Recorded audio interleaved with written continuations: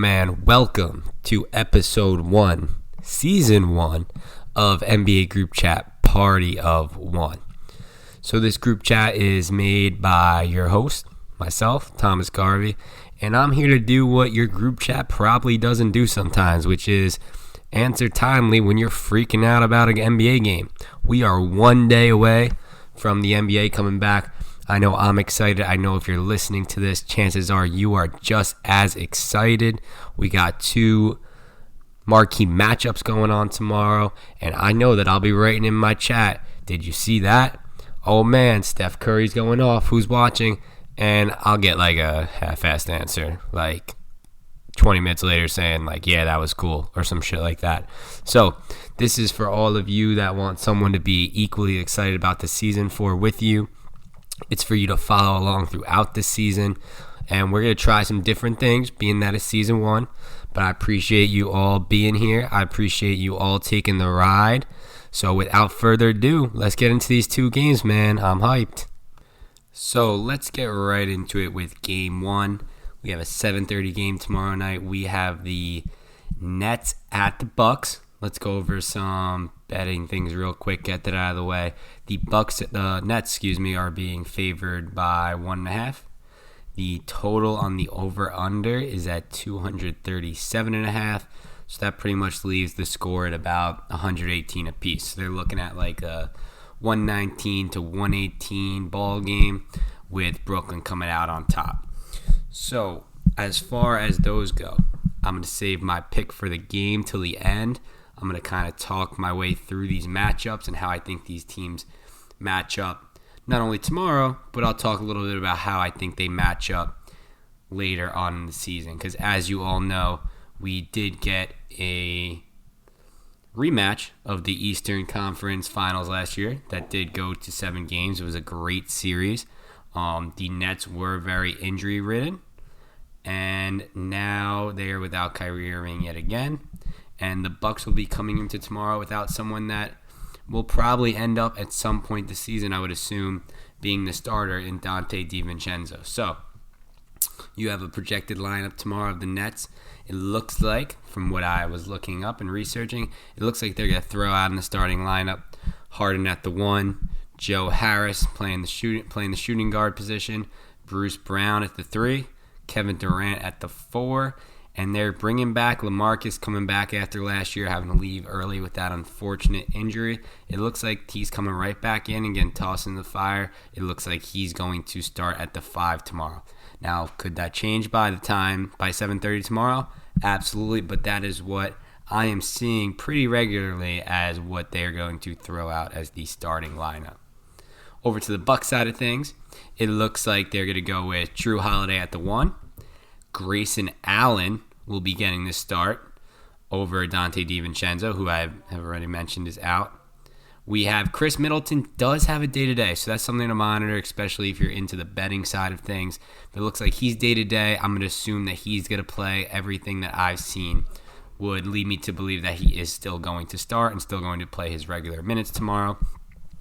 We have Giannis, of course, at the 4 and Brook Lopez at the 5. So before we even get into how these teams match up, the Bucks right away are missing, in my opinion. I said this the other day on my YouTube video, but I think they're going to miss those PJ Tucker minutes a lot.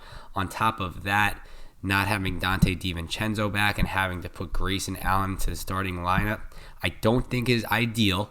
And say what you want about Grayson Allen. I have my opinions on him as well that I won't share on the pod, but he competes.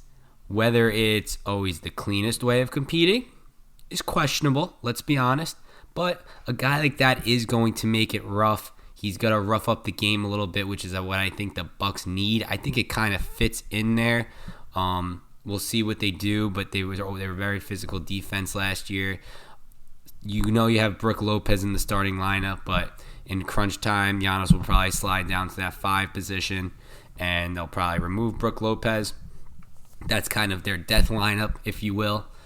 So at that point, I'm going to have to say you go with the other 4 starters in Jrue, Grayson, Middleton, Giannis. And we'll see. I mean, Bobby Portis It also should be noted, looks like he is out tomorrow. So that fifth guy that you come in when you go to play small ball with Giannis is going to be tough. You have George Hill, who you can bring in, depending on what you're looking for, if you need a veteran presence. Or you have Pat Connaughton. Those are my two early predictions. Looking at this roster with Rodney Hood still day-to-day, I think that it's going to be one of those two. Now, that's going to, of course, depend on game script, but you would have to imagine that when it comes to crunch time, they either go with that or they roll it out with Brook Lopez and kind of take control of the game. I mean, the X's and O's between these two teams are always going to be fascinating. I think this will be the story all season with Giannis, as it always is. How much do you want to play him at the 5? Now, personally, Giannis can do it. We all know he can do it. He showed us time and time again last year that he can do it. How bad do you want to win game 1? You want to make a statement. This is a team that you're probably going to see later in the season. I think this is a game where you see Giannis close the game at the 5, going with the small ball lineup. As far as the Nets side of the thing goes, you have no Kyrie, of course. I think that Bruce Brown is a very underrated player and a very crucial part of this team. You lose Jeff Green in the offseason, and although you had Bruce Brown last year, I think he's going to bring more of what Jeff Green brought because, of course, he is out the door. So I think the Nets will eventually, especially in this game, which I think is going to mean a lot to them, no matter what they say before, they'll probably play it off, roll it off the shoulders, just another game, want to start off the season right. But let's be honest, both these teams pretty considerably healthy. Like I said, a couple key, more important players out for the Bucks, but this game means something. Don't let them fool you. No matter what they say in the media, this game's important. And I think that the Nets will end up doing the same. I'm not sure if KD will go at the 5 and go super small ball, especially against Giannis. I think if you choose to play into the way the Bucks want to play with a small ball lineup, I think that favors the Bucks. And I'm going to give Steve Nash enough credit to not go that route. So in my opinion, you bring Blake Griffin. I don't want to say Paul Millsap just yet, but I think they close with Blake Griffin at the 5, KD, Brown, Harden, and maybe even Patty Mills. I think Patty Mills has a good chance of closing games over Joe Harris for now. What Joe Harris brings as a spot-up shooter is absolutely necessary along James Harden. But again, I think this is going to be a game script, whether Patty Mills or Joe Harris closes game. We'll see how the game goes. So that's what I think both teams are going to look to do. I think the Bucks, if they're smart, try and go small ball. And it's even funny sitting here saying small ball with Giannis at the 5, being the absolute creature he is. But let's be honest, that is their death lineup. That is their small ball lineup. And I think if the Nets are smart, they do not try and match that per se with KD at the 5. I know Blake is still technically a 4 in this league, but the way the league's headed, I think Blake will give you better minutes at the 5 than a Kevin Durant. You also don't want to wear him out. I was in a discussion the other day on the other side of things with Giannis and wearing him out, where someone said they lost respect for Giannis not guarding KD in that Eastern Conference Finals in some key situations. But we all know this. Anyone who plays sports know this. It's not always about matching what the other team does. That is almost, in my opinion, why it's almost like the small ball era. I'm not going to say it's gone. That would just not be smart of me. But it almost goes away to an aspect when you got guys like Jokic and Embiid, because when everyone's going right, you're going left. And I think that's how you get an advantage in this league. And when the league went small for a couple of years, started with the Warriors, and then everyone started replicating greatness, which is what you're supposed to do. That's what you should do as an organization. Don't get left in the mud. But I think when teams start to go the opposite way, I think that's what's going to give you kind of an upper hand for right now. And the Bucks are just an advantage over all these teams because Giannis is just an absolute freak. He is a hybrid. You can put him at the 5 and call it small ball, or you can call it going big, which is just something that nobody else in the league can say. So as far as the spread goes, if I had to put my money where my mouth is, I'm going to go with the Nets tomorrow. If I were to put some money on this game, I'm going to take the Nets at 1.5.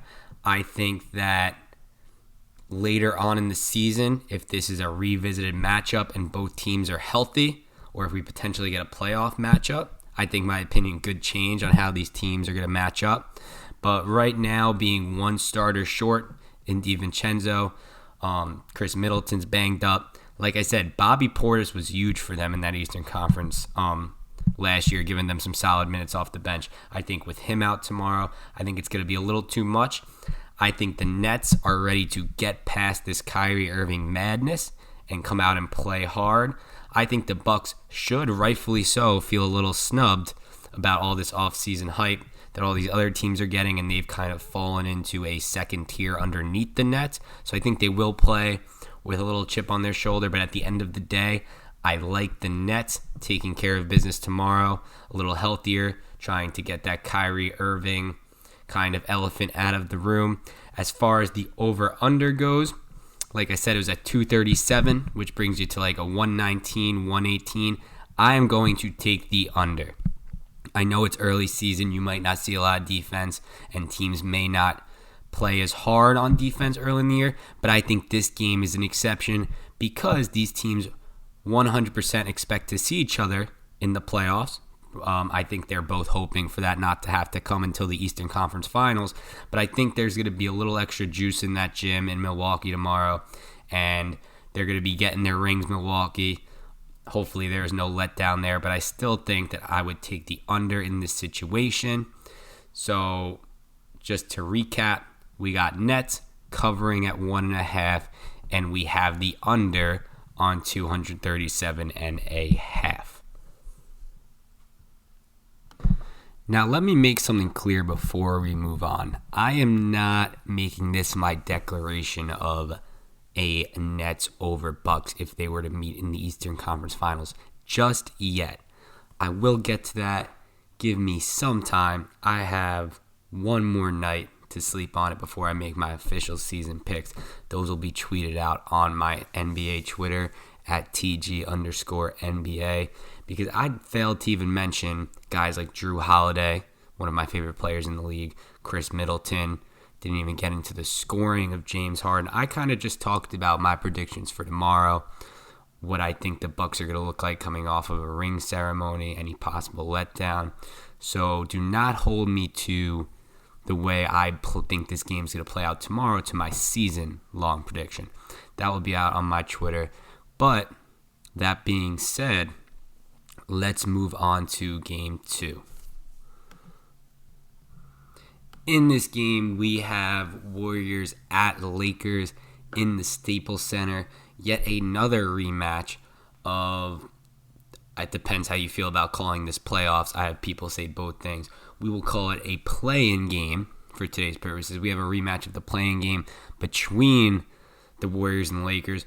Both teams looking absolutely different from last year. So I'm going to throw out anything that I saw in those matchups last year away, and I'm going to strictly talk a little bit about the Warriors. Then we'll get into the Lakers thing. I can probably talk for 20 plus minutes on the Lakers and what I think of them and where I think their season is headed. I'll try and keep it to a minimum and keep it matchup based and talk just about tomorrow's game. But let's get right into it. So, right off the bat, Lakers at home being favorited by 3 points currently, and the over-under is set at 228. So let's talk about the Warriors first, because we are not a fully healthy Warriors team. Of course, you're not getting Klay Thompson back till around Christmas, and you have James Wiseman also dealing with an injury and will not be playing tomorrow. So it looks like the starting lineup that the Warriors are putting out tomorrow is going to be Steph Curry at the 1, shocker. Jordan Poole at the 2, earned it. We'll talk a little bit about him in a little bit. Andrew Wiggins at the 3, Draymond at the 4, and Kevon Looney at the 5. So before I even get to what I think this lineup's going to look like and how long I think they stay with this lineup throughout the season until they get healthy, let's talk about Jordan Poole, because Jordan Poole absolutely lit it up in the preseason. He made an NBA all preseason team, which I know if you're listening to this, you're into basketball. So am I, and I did not even know that there was an NBA all preseason team. But breaking news, there is one, and Jordan Poole made it because these were his stats. He averaged 21.8 points a game, 3 assists, and a steal. He played out of his mind.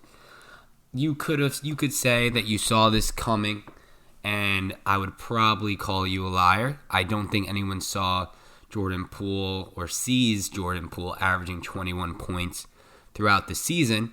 And if you do, you're either related to Jordan Poole or you have some type of magic ball, because I just personally do not see it happening. I do think, however, that Jordan Poole is obviously going to be a very key player on this team. And I think if he can even give you 70% of what it looked like he was giving in the preseason, stats-wise, I'm talking strictly from a stats perspective. I'm not talking about how much energy a player is giving. I'm just saying if he can give you 70% of that production, then I think the Warriors believe, as they should, that they can get right back into the mix of things in the Western Conference. So tomorrow, let's get back to tomorrow, get back on track here. You have Poole and Curry in the backcourt. Great. When you have Steph Curry, you have a chance, of course. But where the problem, I believe, is going to come is in that front court with James Wiseman out. The Lakers are, of course, going to probably trot out some bigger lineups based on strictly who's available and the personnel they have this year while they're still trying to figure things out, because I personally think that Frank Vogel has quite a lot of work to get into. But in the front court, you got Wiggins, Draymond, and Kevon Looney. With Wiseman out, I see Otto Porter Jr. getting a lot of minutes. I see Andre Iguodala, man. He's never done, is he? I think he gets a lot of minutes in this game in the front court, which is, I think, where I have the problem with this Warriors lineup they're throwing out there. It's not like you have much of a choice, but Kevon Looney, let's be honest, is going to have his hands full. You could put Draymond at the 5, going to have his hands full. You can put Bleisha, who they signed this offseason, who I think is a good fit with this Warriors team. He can space the floor, shoot the 3. But is that really what you're looking for against the Lakers' bigger roster? I'm not quite sure. Going over to the Lakers side of things, and then once you hear what this lineup may be, you'll, one, see why I think Frank Vogel has his work cut out for him. You'll also see what I'm talking about with some of these matchups. So the Lakers, the new look Lakers, are of course going to have Westbrook starting at the 1. You're going to have, it looks like Kent Bazemore is going to get the nod tomorrow, so it looks like he's going to be in that starting lineup. And then this is where it gets confusing. I'm going to read you a quote, and this quote is directly from Frank Vogel in an interview just the other day. Coach Frank, well, let me set you up for it, and then I'll give you the article. It reads, I'm reading directly from a Lakers beat writer. Coach Frank Vogel acknowledged that the Lakers are circling around a starting lineup for opening night, he said after asked about an 0-6 start, which of course was their preseason record. While he has not revealed who that group will be, Bazemore has survived training camp that has seen his top competitors shelled by injury. Before I even go on, Bazemore looks like he is getting the starting nod because he, quote, survived training camp. This is going to be the oldest roster, I believe it's ever, in the NBA, if we're talking strictly average age. And Bazemore is getting the starting nod because he survived. Now, I know that people are going to call me a Lakers hater. I do have a history of rooting against LeBron, but LeBron is a top 2 basketball player of all time, and there is no two ways about it. I think what the Lakers' problem are going to be this season is health. Health is always a concern, Anthony Davis, even one of your key pieces, your younger guys on this team, is injury prone. Bazemore getting the start. Oh, why? Did he have a nice preseason? No, he is the only healthy player that's going to start. So let me continue before I get totally sidetracked, which I tend to do sometimes. Vogel has also hinted that DeAndre Jordan is a leading contender to fill the starting role, which was manned 2 seasons ago by JaVale McGee. Now, JaVale McGee, say what you would like. He was awesome for the Lakers 2 years ago, and he is still a player that can come in and can contribute. He's athletic. He runs the floor. He defends. He rebounds. He blocks shots. DeAndre Jordan, not so much. And this is no knock on DeAndre Jordan, but again, he was that player at one point in his career, and he is on the decline. So I think that's a downgrade. So Vogel, this article, by the way, was written 2 or 3 days ago. Vogel is scrambling. They did not get a preseason win. He's trying to find out who is going to be in his starting lineup a day or two before the game. But it looks like this. It's being reported that they are going to put in the starting lineup Westbrook at the 1, Bazemore at the 2, LeBron, of course, at the 3, Carmelo at the 4, and Davis at the 5. So in just 48 hours, Vogel went from, I think we're going to start DeAndre Jordan at the 5 and Davis at the 4, to already giving Anthony Davis those 5 minutes and inserting Carmelo Anthony into the starting lineup, which personally I think is a better lineup. For the record, I think he did make the right decision. I just think it's a little foreshadowing of what is to come this season for the Lakers. Anthony Davis has made it pretty clear that he doesn't love playing the 5. I do love hearing that he has said he will do what it takes this year. And he kind of started to change that narrative a little bit last year. He said he'll do what it takes. I think that's kind of the LeBron effect. If LeBron tells you what he thinks he needs you to do to win a ring, why would you not listen to LeBron? I think players would be silly not to listen to LeBron. I mean, the guy just brings teams to the finals. So why would you not listen to what he has to say? And I think being under kind of LeBron's wing a little bit for Anthony Davis will help him throughout his career. I do think, though, similar to the last game, that you do need to be careful protecting Anthony Davis for obvious health reasons.